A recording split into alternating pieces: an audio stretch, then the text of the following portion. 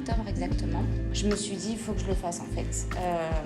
Mettre en relation justement les personnes avec les animaux, en l'occurrence les chats, c'est quelque chose qui me tenait vraiment à cœur.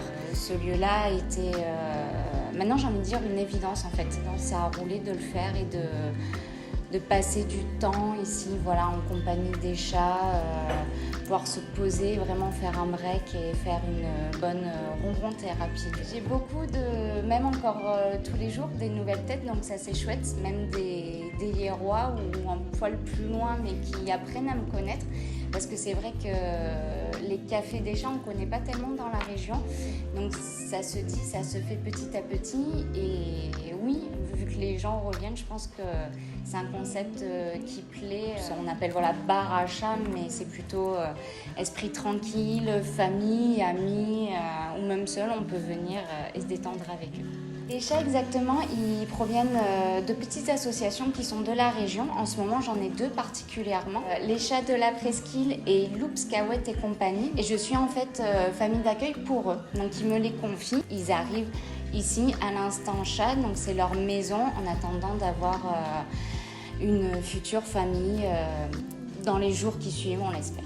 J'ai une limite parce qu'on est tous limités forcément par rapport à la superficie qu'on a. Et en moyenne, j'en ai à peu près 7-8 en permanence. Avant une adoption ou avant de pouvoir concrétiser une adoption, il y a déjà une première visite. Déjà même du café si on ne connaît pas, mais aussi pour essayer de passer un petit moment avec eux. Comme ça, on a un vrai coup de cœur qui se fait et un vrai lien. Et c'est au bout de plusieurs visites qu'on peut prétendre justement à adopter ce chat-là en question. Il y a des règles à suivre en arrivant ici forcément parce que le but premier c'est le bien-être des chats, sachant qu'en plus ils ont tous été abandonnés. Donc certains c'est compliqué envers l'humain, l'approche on va dire. Donc la première des choses, c'est bien évidemment de se désinfecter les mains en arrivant avant de les caresser.